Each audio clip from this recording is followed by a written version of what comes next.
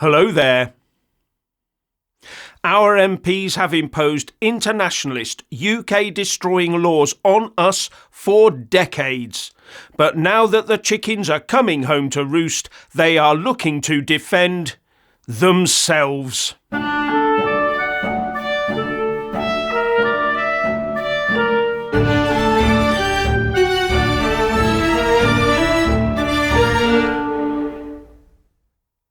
Welcome to our Sunday show. So those politicians that decided diversity must be enforced by open borders are now feeling the heat on themselves. So what do? Do they start planning to reverse their disastrous open doors policies? No, they spend our taxpayers' money on sorting out security for themselves so that they can keep on as they have been doing. Private security is being deployed to protect MPs amid warnings that the Israel-Hamas conflict is a generational radicalising moment, says the Telegraph. Can you believe it? Well, I for one can. They've got to the point where continuing to appease a certain demographic is no longer enough. They must now obey that demographic for fear of retribution. But they also know that the tinderbox is lit and that the silent majority, that they like to brand as far right, is also waking up and may want to make their views known using the same processes. After all, it is now being proven on a daily basis that those processes work, isn't it? Those politicians and those that came before them have no one else to blame other than themselves. And the Telegraph reports that some female MPs are now using chauffeur-driven cars to, it says, close the gap between the protection given to cabinet ministers and that given to vulnerable backbenchers. Wonder who's paying? Those politicians not only refused to put a proper border around the UK, they actively helped pull it down. So they were forced to put a border around Westminster to protect themselves, but they didn't learn that lesson. No, they kept the borders wide open, so are now resorting to putting up borders around more and more individual politicians. How about the rest of the silent majority? You import conflict, you get conflict. The Telegraph also reports that one MP is warning that people are underestimating the threat to politicians. Oh no, we're not. It's the politicians who have been willfully ignoring the threat to the rest of us for years, hoping that the likes of MI5 can keep the lid on things by keeping tabs on the ne'er-do-wells and hard targeting anyone else who might be a threat to their open borders policies. How many of a certain religion are on the security services watch lists right now? 40,000? 50,000? 60,000? But that doesn't matter as long as they are kept away from our venerated political masters.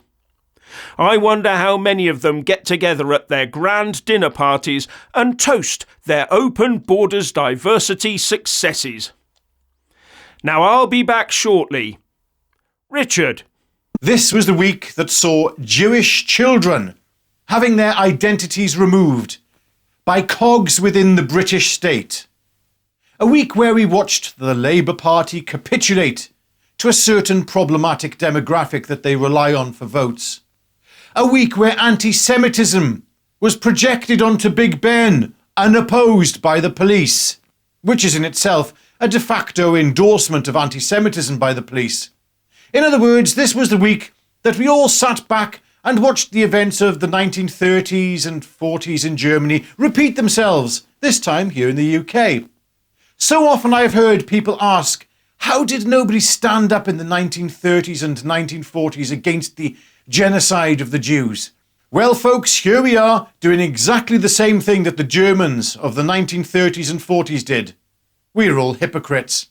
But this time, there are no excuses because we can see for our very selves on social media and in the mainstream media, whatever you want to call that, we can see for ourselves via these mediums how the Jewish people are being segregated and lined up as they were in that hideous chapter in German history. How long will it be until certain camps are erected across Europe, where Jews are taken for a final and fateful journey? Don't tell me it can't happen, because it has already happened at least once before, and it can happen again. And when I see the vitriol being thrown against the Jewish people from the so-called left wing of society and a highly problematic demographic, I know then that those camps cannot be far off. Don't be fooled into thinking this is all about Gaza. It's not Gaza. Gaza is the excuse that these anti-Semites have been looking for. Oh, I'm not against the Jewish people. I just don't think they should have a homeland in Israel, I hear some of you cry. Yet the same people never embarked upon any form of demonstration when it comes to the displacement of other people in other countries and massacres, unless they believe Israel is involved. And they certainly don't batter an eyelid when real genocides are perpetrated. Where were the marches by the left and a certain demographic to demonstrate against the real genocide perpetrated against the Yazidis and the Christians in the Middle East? That was a UN-recognised genocide, yet the left and a certain demographic remained silent. In their anti-Semitic minds, all these conflicts, all the world's conflicts, are committed and instigated by the Jewish people anyway. So, that's what these people think. And so the hatred grows until every nation turns against Israel. Jeff. Lee Anderson was suspended by the Tories for expressing a view affirmed by events on Tower Bridge yesterday. Had that been the EDL on Tower Bridge, baton charges, tasers and pepper spray would have been the order of the day, and we all know it. When it comes to protests, there are two that get a free pass. Those that cater to the net zero eco-loons and anything that bolsters the cause for open borders. Everyone else will feel the other side of the legal apartheid that is now practised in the UK. But this is the week when the people of the UK started to wake up to their need to speak out, as illustrated by Lee Anderson talking about the London Mayor Sadiq Khan being enthralled to the activists of a certain demographic. That got him into hot water with the Tories, who suspended him. And that tells you the direction of travel of the Tories too, where London is concerned, possibly the rest of the country in time as well. As the campaign against anti-Semitism said on X. On Wednesday, they hijacked Big Ben and turned it into a billboard for their genocidal slogan, "Tonight they shut down Tower Bridge." And then there was the disgraceful episode of Walsall Council being hijacked. The councillors were there to discuss their budget for local people, with local people in attendance. But the pro-Palestine mob burst in and disrupted proceedings to the point that members of the silent majority felt the need to leave. That's called intimidation. Can you imagine the response of the authorities had a certain Mr. Robinson been involved? And what do I see in social media? Anti-Semitic lefty woke types hoping to deflect us away from those events and attempting to blame the far right, and also trying to blame their ultimate target, Jews. I'll be back in a moment. Richard. And this was the week that saw excess deaths fall significantly, as the Office for National Statistics changed the methodology of how they come about their trusted metrics. It's so good to see all those funeral notices and lost friends and loved ones being normalised and placed into a proper context, instead of empirical, anecdotally observed anguish. Well, thank goodness the ONS was able to put our minds at rest. It's not as if I have lost 3 friends since Christmas. No, 3 friends who died of sudden deaths, or as if I personally know of friends and family members who have had strokes, heart issues and sudden immune issues develop since something was rolled out that I can't quite remember the name of. I wonder what the common denominator in timing was. Unfortunately, from now on, I will not be looking to figures from the official stats as informative when it comes to, well, anything. Jeff spoke to me at the beginning of the year about missing data that he had noticed in the official data sets for excess deaths, and we now know the reason why. Because they were being adjusted for changes in ages and yeah. Anyway, Jeff. Now, you would hope that the UK elections were fought on a level playing field, but it appears that that is not the reality in certain places. Take a look at this video. Have a look at these pictures. These are disgraceful scenes from Rochdale. Simon Dancher is the former Labour MP for Rochdale. He's standing in the by-election as the Reform candidate. A hustings was organised. Simon wasn't invited, but turned up to speak, and after all, Reform are now third in the opinion polls. And have a look at these young men denying him entry, saying he can't speak. Can I come into the meeting? Simon, as soon as the Simon, we've got space. Simon, Simon, you speak at the top. Simon, no. Simon, I can't speak. Simon, you don't let me speak. Simon, it's a simple. No, it's a simple question because I'm going to go if I can't speak. If I'm not on the top table speaking to the people of Rochdale, I'm going to leave. They're allowing the non-invited to speak. I'm not waiting till the end. I'm either part of the meeting or I'm not. Which is it? Which is it? So you want to go all night? Which is it? Well, I'm not pointing you. I'm asking you a civil question. Am I part of the meeting or not? Right.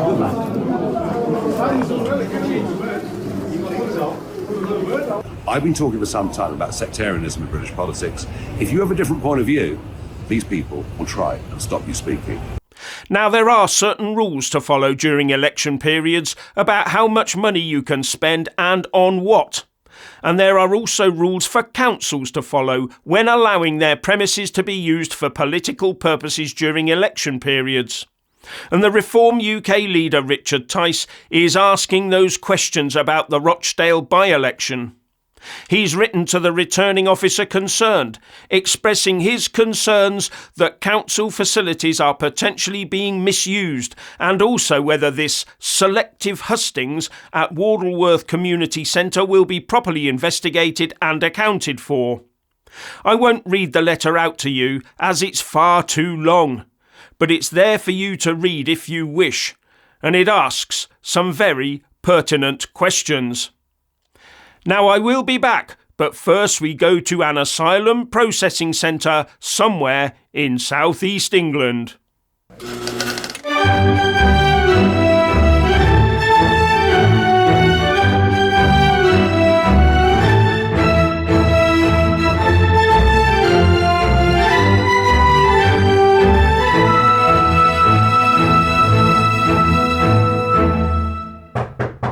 Yes?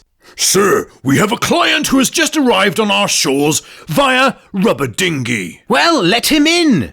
Ah, sit yourself down. So, what's your name, sir, and your age? I am 4 years of age. My goodness, you're a child, and you can hardly speak a word of English. Not to worry. We will get you into a junior school very soon.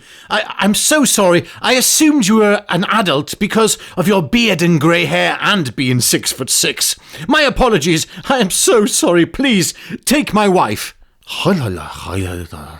So, here are some brochures of some hotels and, 5-star hotels, and some houses where you can stay. And, here is your latest iPhone. And here is some money, and welcome to Britain. I have to say, those are very fetching and rather tasty-looking sausages you have individually wrapped in brown paper around your chest, with an alarm clock ticking.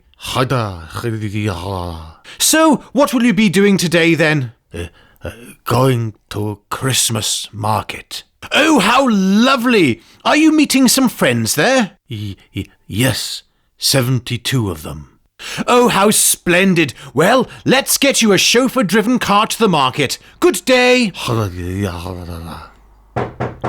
Yes, what is it? Sir, we have another client, a Mr. Cohen from Israel. He's a brain surgeon. Oh, send him away and make sure he is followed by the security services with stringent background checks, checking everything he does, and then kick him out of the country. Yes, sir.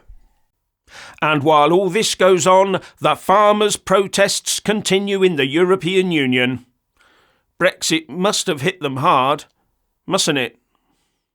And this time in France, President Macron took the brunt of the farmers' wrath yesterday when he attended a major farm fair in Paris. A group of what are described as angry French farmers stormed the fair and caused Macron to cancel a scheduled debate, with Macron responding by saying, "I'm saying this for all farmers. You're not helping any of your colleagues by smashing up stands. You're not helping any of your colleagues by making the show impossible and in a way scaring families away from coming." Now, many people of the silent majority would have, I think, in the past, generally agreed with that sentiment.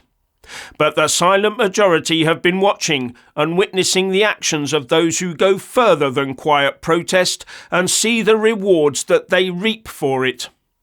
Just look at the biased policing in London right now, a reward for the largest, loudest crowds. Now, I will admit that the police do follow up on some cases and arrests are quietly made after the event. But justice must also be seen to be done, and be seen to be done swiftly, because if it's done on the quiet, in the shadows and masked by the passage of time so as to appease a certain quarter of society, then it is no deterrent at all. Now I'll hand you over to the all-seeing eye. Well, thank you to all you lovely Bens and Beatrices. Thank you for watching the show today. Leave your thoughts on this video in the comment section below for us to have a good read of. Yes, go on, let the fire out. And you really must head over to our locals channel for some extra content. Link in the descriptions box below on how to do that. And thank you for supporting us on PayPal and Patreon and Super Thanks. Also links on how to support us in the comment section below. And a huge thank you to just all of you for just being you. And God bless you. Bye for now.